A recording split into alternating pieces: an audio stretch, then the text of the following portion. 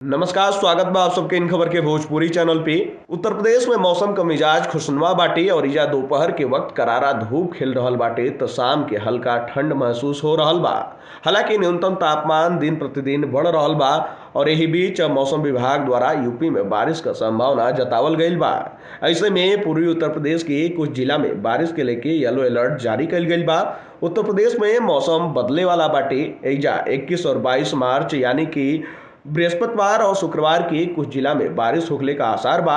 एके लेके मौसम विभाग द्वारा कुछ जिला में अलर्ट भी जारी कईल गईल बा। आपको बता दें कि 20 मार्च बुधवार के प्रयागराज, संत रविदास नगर, वाराणसी, चंदौली, सोनभद्र, गाजीपुर, बलिया और मिर्जापुर में बारिश के लेके येलो अलर्ट जारी भइल रहे, लेकिन मौसम में कुछ खास बदलाव देखे के ना मिलल। और एक साथ ही आपको बता दें कि ये आज यानी कि 21 मार्च गुरुवार के भी ये जिला में तेज हवा के साथ बारिश होखले का आसार बाटे और ये दौरान 30 से 40 किलोमीटर प्रति घंटा की रफ्तार से तेज हवा चलने का आसार बा। उत्तर प्रदेश में आज और कल बारिश का संभावना जतावल गईल बा। आवे वाला 3 दिन में मौसम खुलल रही। एकरे बाद तापमान बढ़ने के साथ ही पसीना छुड़ावे वाली गर्मी पड़े लगी। मौसम विभाग के अनुसार उत्तर प्रदेश में अब आवे वाला दिन में भीषण गर्मी का सामना करे के पड़ी।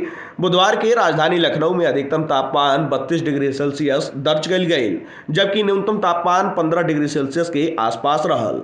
वहीं आपको बता दें कि पूर्वांचल के क्षेत्रों में गोरखपुर, देवरिया, बलिया, कुशीनगर के आसपास के जिला में लगातार तेज धूप के कारण लोगन के परेशानी का सामना करे के पड़ रहल बाटे। अभी से तेज तर्रार गर्मी पड़ल शुरू हो गई बाटे और शाम के समय ठंड भी महसूस हो रहल बा। हालांकि न्यूनतम तापमान में लगातार बढ़ोतरी देखे के मिल रहल बा।